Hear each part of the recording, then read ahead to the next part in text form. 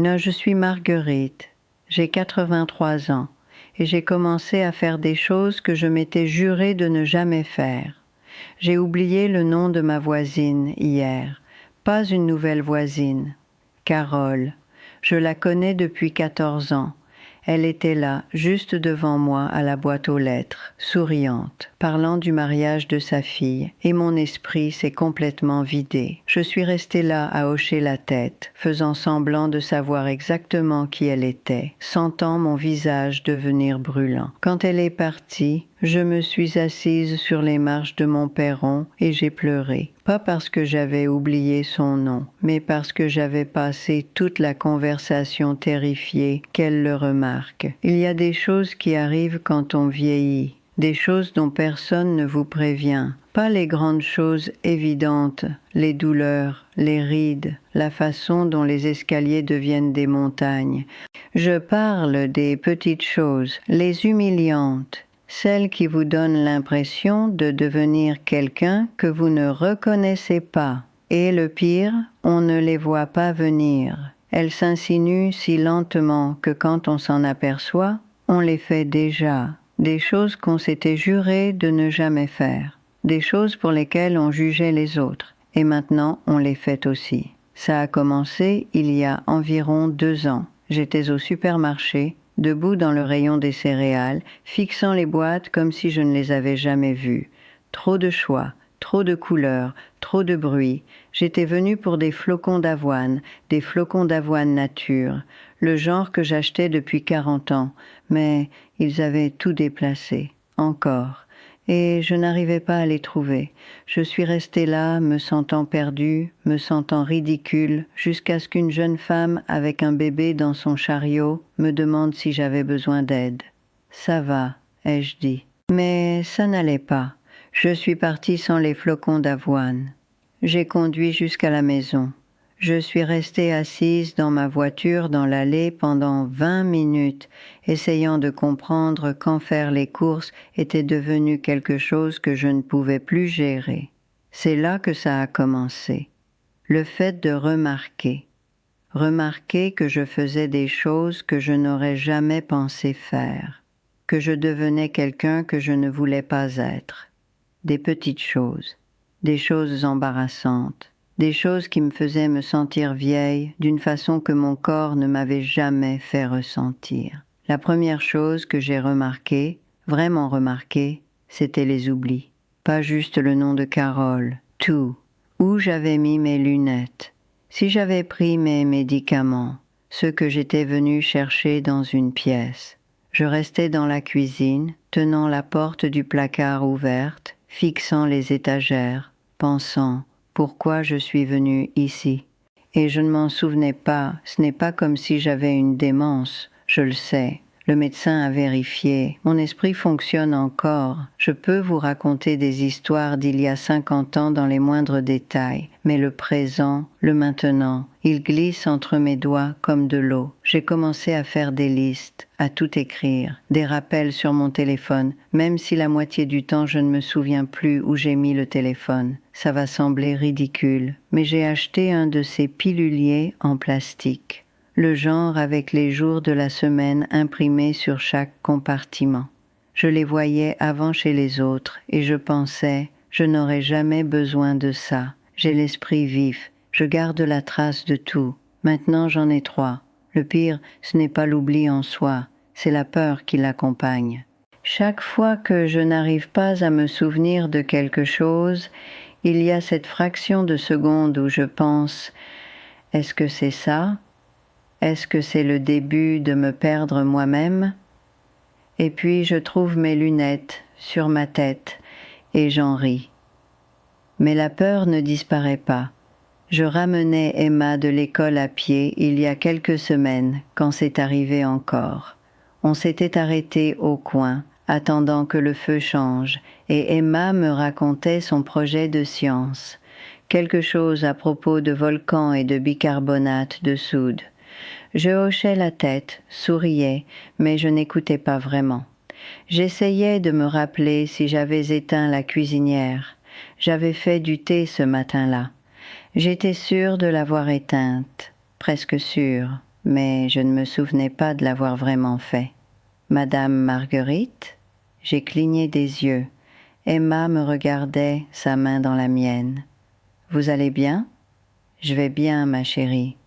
Vous avez l'air inquiète. Je n'arrive pas à me souvenir si j'ai éteint la cuisinière. Elle a réfléchi. Vous voulez retourner vérifier? J'ai secoué la tête. Non, je suis sûre que je l'ai fait. Mais je n'étais pas sûre. On a marché le reste du chemin en silence. Quand on est arrivé chez elle, Sarah se garait dans l'allée. « Vous allez bien, Marguerite ?» a-t-elle demandé en sortant de la voiture. « Bien, juste fatiguée. » Elle m'a lancé ce regard, celui qui disait qu'elle ne me croyait pas mais n'allait pas insister. « Entrez une minute, j'ai fait du thé glacé. » J'ai failli dire non, mais la vérité, c'est que je ne voulais pas rentrer chez moi. Je ne voulais pas entrer dans ma cuisine et voir la cuisinière et devoir vérifier.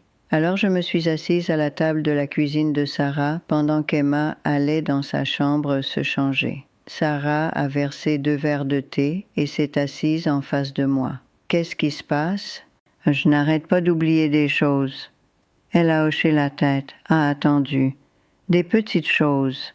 Où j'ai mis des trucs. Si j'ai fait quelque chose.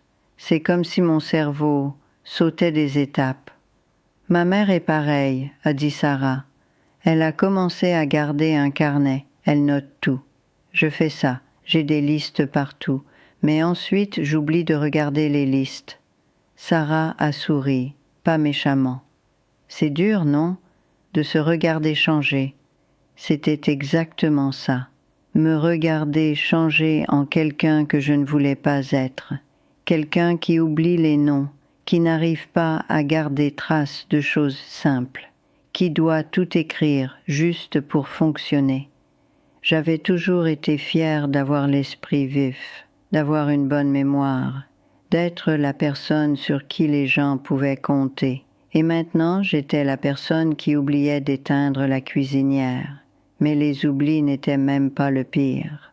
Le pire, c'était comment j'avais commencé à compenser. J'ai commencé à éviter les situations où je pourrais oublier quelque chose d'important, à décliner des invitations parce que j'avais peur d'oublier le nom de quelqu'un ou de confondre un détail. J'ai arrêté d'aller à l'église parce que je n'arrivais plus à suivre qui était qui. Trop de visages, trop de noms qui se ressemblaient tous. J'ai même arrêté de répondre au téléphone sauf si je reconnaissais le numéro, parce que j'étais terrifiée que quelqu'un appelle et que je ne me souvienne plus de qui c'était. Je rétrécissais mon monde pour qu'il corresponde à la taille de ma mémoire, et je détestais ça. Et puis il y avait l'autre chose, la chose que je ne voulais pas admettre. Je devenais méchante, pas tout le temps, pas intentionnellement, mais je m'en prenais aux gens pour les plus petites choses. Je m'irritais là où avant je laissais passer. Le mois dernier, David a appelé pour me dire qu'il ne pourrait pas venir pour notre visite habituelle du dimanche,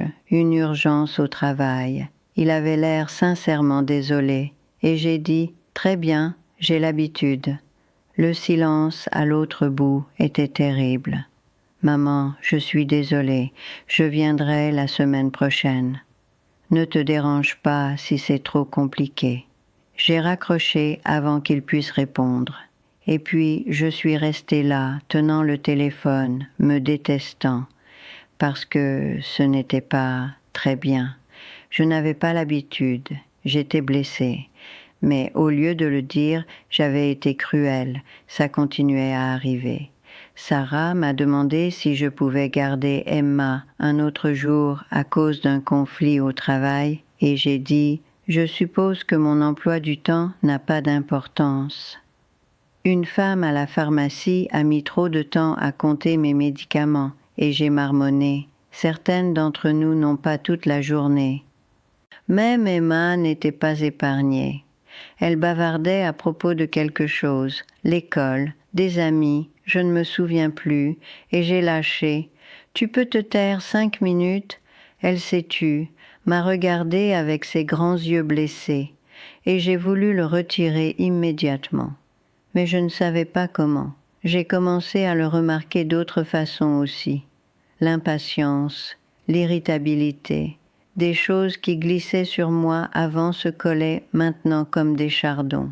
Une voiture qui roulait trop lentement devant moi, un démarcheur téléphonique qui appelait pendant le dîner, la façon dont le présentateur du journal prononçait certains mots, tout semblait être un affront, un inconvénient personnel conçu spécialement pour m'agacer. Et je n'étais pas comme ça avant. J'ai appelé Jeanne, parce que si quelqu'un pouvait comprendre, c'était elle. Je me transforme en vieille femme grincheuse, ai-je dit. Elle a ri. Bienvenue au club. Je suis sérieuse. Je n'arrête pas de m'en prendre aux gens. Je suis méchante, Jeanne. Tu n'es pas méchante. Tu es juste fatiguée. Ce n'est pas une excuse. Non, mais c'est une raison. Elle a marqué une pause. Tu sais ce que je pense? Tu es en colère. À propos de quoi? De vieillir, de perdre des choses, que ton corps ne fonctionne plus comme avant, que les gens te traitent différemment. De tout ça. Elle avait raison. J'étais en colère. En colère de ne pas me souvenir du nom de Carole. En colère que faire les courses m'épuise. En colère d'avoir besoin de lunettes de lecture et d'appareils auditifs et d'un pilulier. En colère de devenir le genre de personne que je plaignais avant. Et au lieu de gérer cette colère, je la déversais sur tout le monde autour de moi. Le lendemain de ma conversation avec Jeanne, je me suis excusée auprès d'Emma. On était assises sur mon perron, en train de colorier. Elle travaillait sur un papillon. Je remplissais juste des formes, sans vraiment faire attention. « Je suis désolée d'avoir été sèche avec toi l'autre jour, ai-je dit. Elle a levé les yeux. C'est pas grave. Si, ça l'est. Tu étais excitée par quelque chose, et je t'ai dit de te taire. Ce n'était pas gentil. Vous aviez l'air fatigué. C'était le cas, mais ce n'est pas ta faute. Elle est retournée à son coloriage. Ma maman aussi devient grincheuse quand elle est fatiguée. J'ai souri. Ah bon? Oui, mais elle dit toujours pardon après. C'est bien.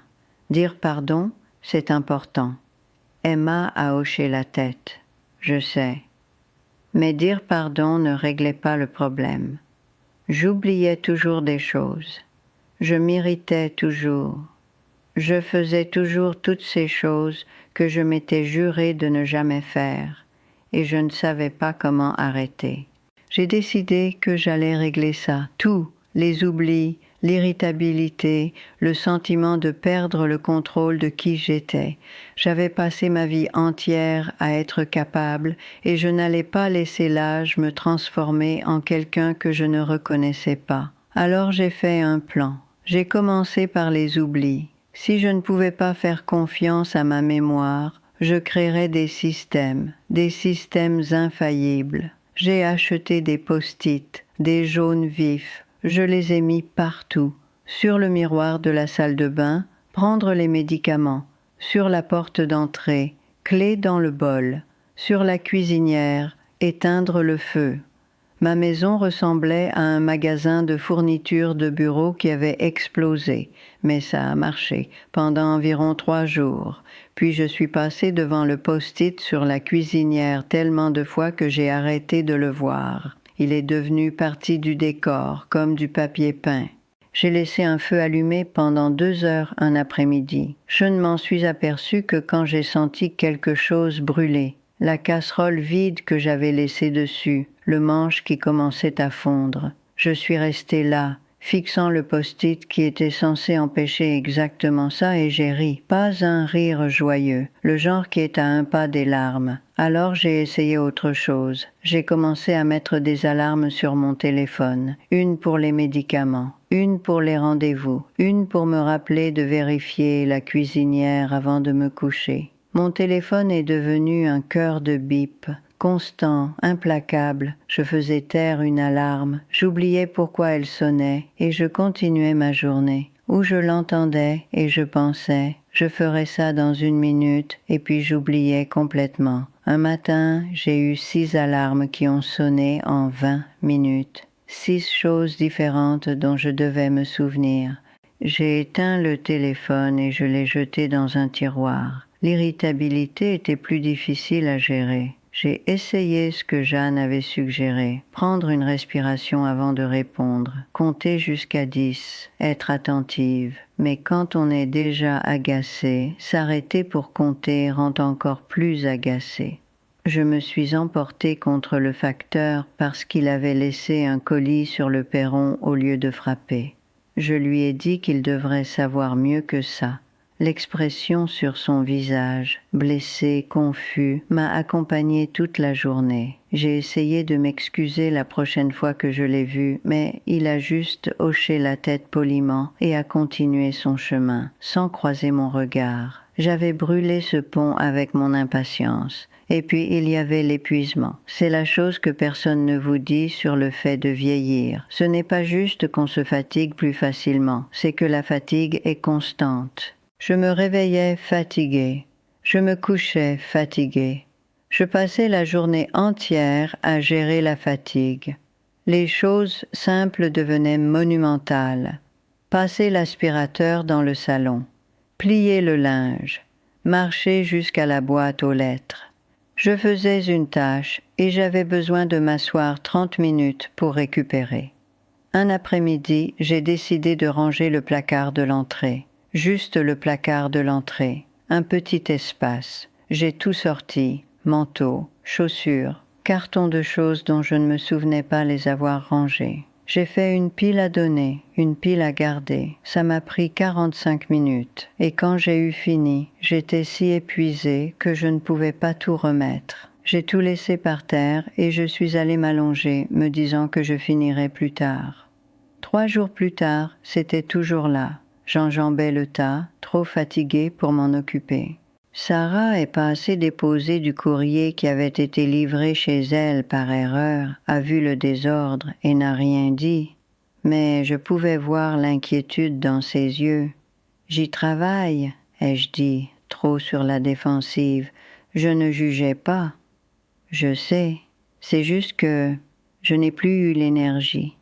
Elle m'a aidée à tout remettre. Ça nous a pris 15 minutes et je me suis sentie humiliée. Que quelque chose d'aussi petit m'ait vaincue. Ça va sembler ridicule, mais j'ai essayé de passer outre l'épuisement. Je me suis dit que j'avais juste besoin de travailler plus dur, de renforcer mon endurance.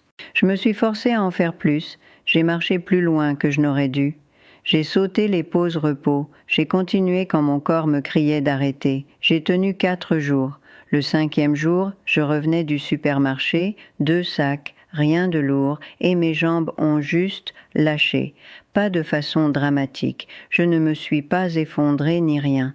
Elles ont juste cessé de fonctionner correctement, comme si la connexion entre mon cerveau et mes muscles avait été coupée. J'ai dû m'asseoir sur la pelouse de quelqu'un, là, sur l'herbe, parce que je ne pouvais pas faire un pas de plus.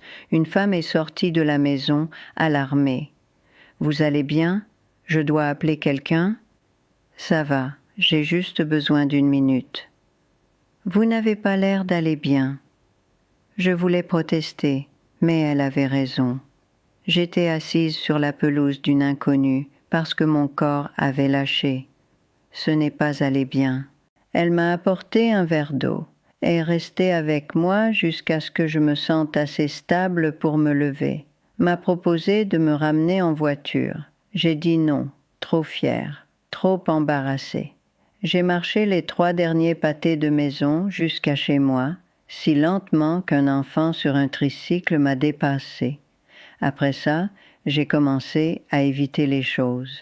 Si une tâche semblait trop grande, je ne la faisais pas. Le jardin avait besoin d'être désherbé. Je l'ai regardé par la fenêtre et j'ai décidé que ça pouvait attendre. Les gouttières avaient besoin d'être nettoyées. Je m'en occuperai un jour. Ma sœur m'a invitée à venir pour le week-end. J'ai dit que j'étais occupée, même si ce n'était pas le cas. J'ai arrêté de ramener Emma de l'école aussi souvent. J'ai dit à Sarah que j'avais des rendez-vous, des courses, des choses à faire.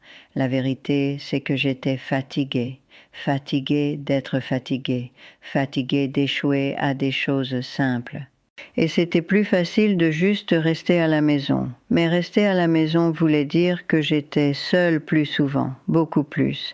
Et c'est là que j'ai remarqué la quatrième chose, la chose qui m'effrayait plus que les oublis ou l'épuisement.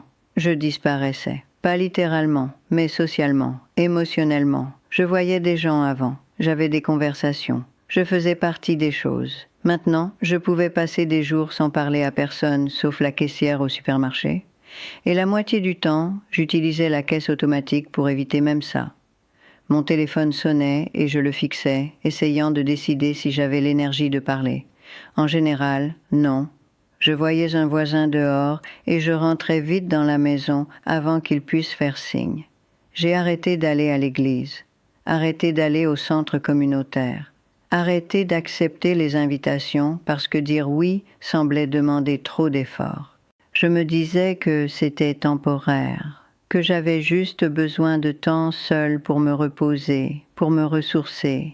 Mais les semaines sont devenues des mois et l'isolement a commencé à sembler normal, confortable même, plus sûr que d'être entouré de gens qui pourraient remarquer que j'oubliais des choses ou que je m'emportais ou que je bougeais trop lentement. La solitude s'est insinuée doucement. Au début, le calme ne me dérangeait pas. Ma maison était paisible, pas de demande, personne à décevoir. Mais ensuite, le calme est devenu plus fort. Le silence a cessé d'être reposant et est devenu étouffant. Je m'asseyais dans mon salon le soir, la télé allumée pour le bruit, et je réalisais que je n'avais pas parlé à voix haute de toute la journée. Ma voix me semblait étrange quand je l'utilisais enfin. J'ai commencé à me parler à moi-même juste pour entendre une voix humaine, des petites choses. Où est-ce que j'ai mis ces ciseaux? Je devrais faire du thé. Il fait froid ici. Puis des conversations entières, expliquant des choses à personne, racontant des histoires à une pièce vide. Je savais que c'était bizarre, mais ça comblait le silence. Un matin, j'étais debout devant l'évier de la cuisine, me parlant pour me guider dans la préparation du petit déjeuner, quand j'ai aperçu mon reflet dans la fenêtre, une vieille femme, seule, qui se parle à elle-même, et j'ai pensé, quand est-ce que c'est arrivé? Quand suis-je devenue cette personne? J'ai appelé Jeanne ce soir-là, pas parce que j'avais quelque chose à dire, juste parce que j'avais besoin d'entendre une autre voix. Marguerite, il est tard, tu vas bien? Je vais bien. Je voulais juste parler. De quoi? Je ne sais pas, n'importe quoi. Elle a fait une pause, je l'entendais bouger, s'installer. Tu as l'air seule. Peut-être? Tu sors un peu? Pas vraiment. Pourquoi pas? Et je n'ai pas pu répondre. Parce que la vérité que j'étais trop fatiguée, trop distraite, trop irritable, trop honteuse, semblait trop lourde à dire à voix haute. Tu as besoin de voir des gens, Margot. Tu ne peux pas juste te cacher dans cette maison. Je ne me cache pas. Alors qu'est-ce que tu fais? Je me repose. Depuis 6 mois? Je n'ai pas répondu. Ça ne te ressemble pas, a-t-elle dit, plus doucement maintenant. Tu as toujours été sociable. Tu aimes les gens. J'aimais. Qu'est-ce qui a changé? Tout a changé. Après avoir raccroché, je suis restée assise dans le noir, pensant à ce qu'elle avait dit. Ça ne te ressemble pas, mais peut-être que si. Peut-être que c'était ce que je devenais. Quelqu'un qui oublie les choses, qui s'en prend aux gens, qui ne peut pas faire des tâches simples sans s'épuiser, qui se cache du monde parce qu'être vu semble trop vulnérable. Le lendemain, je me suis forcée à aller à l'église. Je n'y étais pas allée depuis des mois, peut-être plus. Je me suis habillée, j'ai conduit jusque là-bas, je me suis garée sur le parking. Je suis restée assise dans ma voiture, essayant de trouver le courage d'entrer. Et si je voyais quelqu'un que je connaissais et que je ne me souvenais pas de son nom? Et si quelqu'un me demandait comment j'allais et que je ne savais pas quoi dire? Et si je m'irritais pour quelque chose de petit et m'en prenais à quelqu'un au milieu d'un cantique, Je suis restée là 20 minutes à me disputer avec moi-même. Puis je suis rentrée chez moi. J'ai réessayé le dimanche suivant. Je suis arrivée jusqu'à la porte cette fois. Mais quand j'ai tendu la main vers la poignée, j'ai entendu des voix à l'intérieur, des rires, la chaleur d'une communauté dont je faisais partie avant, et je n'ai pas pu. J'ai fait demi-tour et je suis partie. Sarah a remarqué, bien sûr qu'elle a remarqué. « Vous vous sentez bien ?» a-t-elle demandé un après-midi, debout sur mon perron avec un gratin que je n'avais pas demandé. « Bien. Vous semblez distante. Juste fatiguée.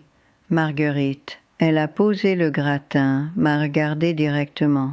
Qu'est-ce qui se passe? Et je voulais lui dire.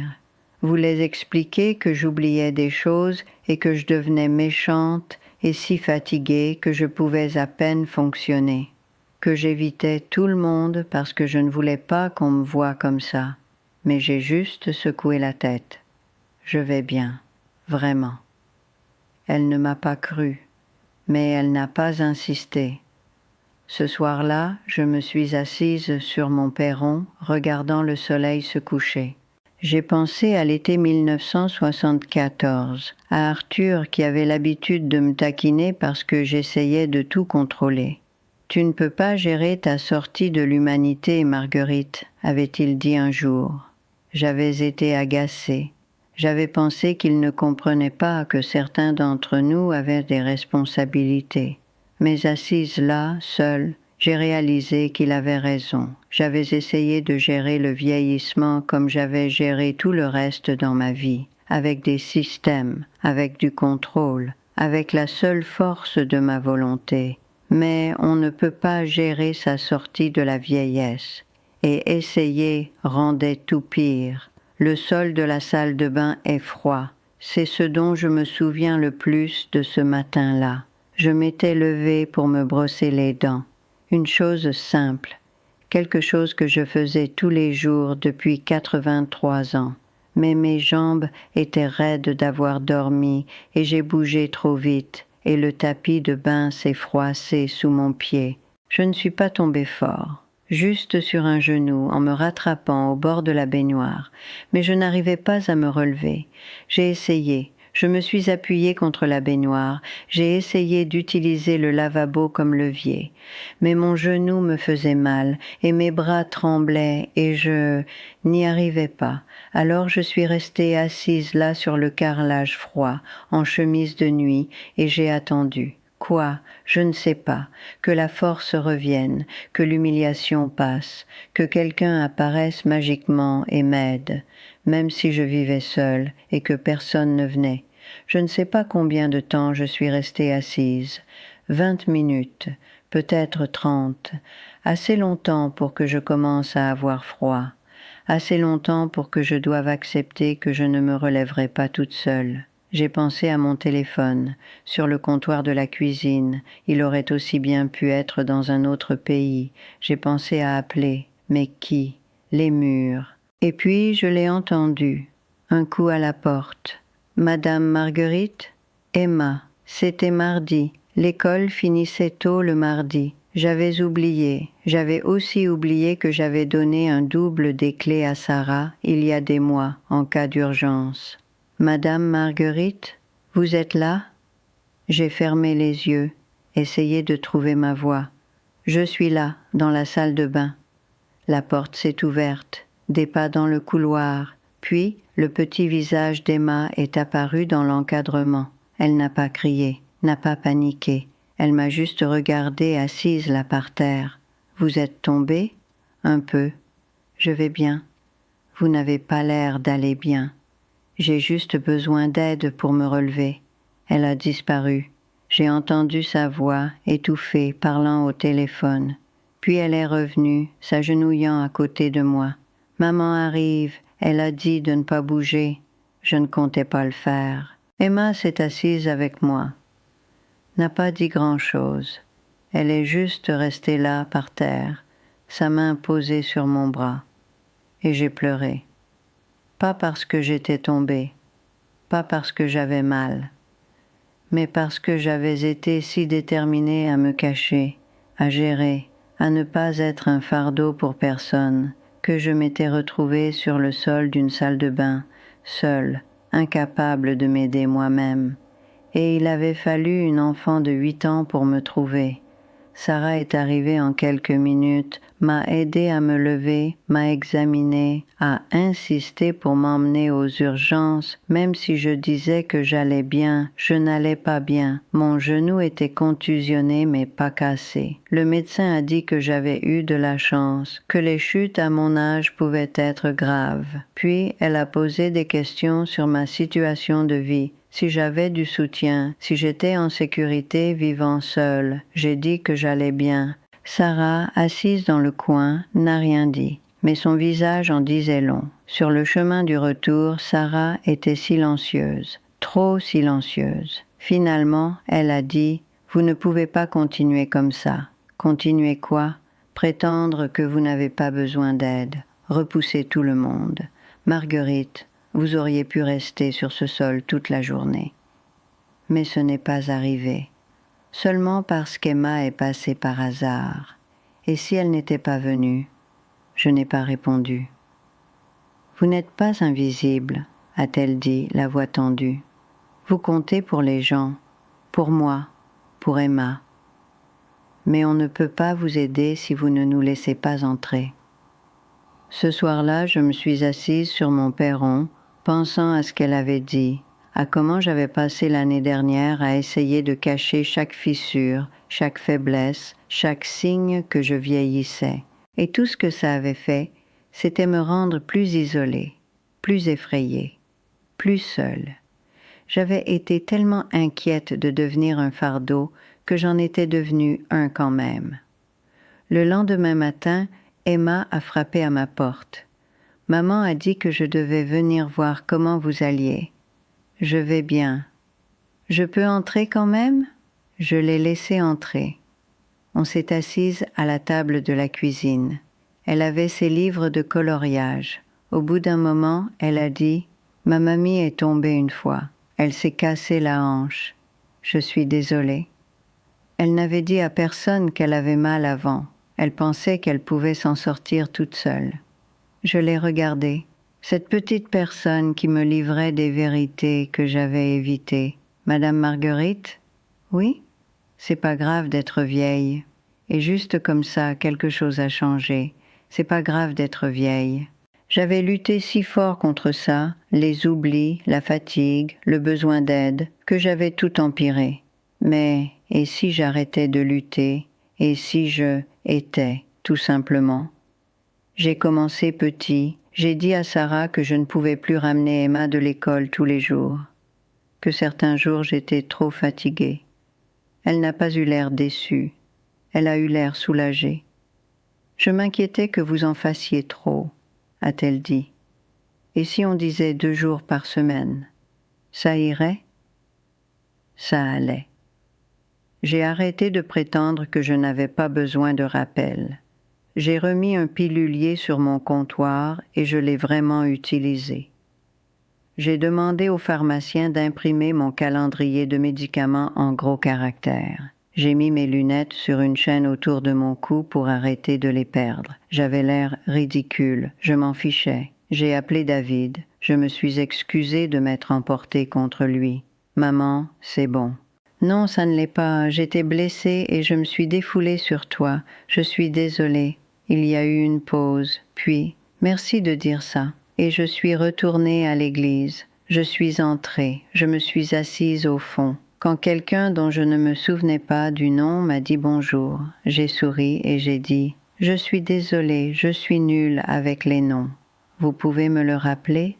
La plupart des gens ont ri, m'ont dit leur nom. N'avaient pas l'air gênés du tout.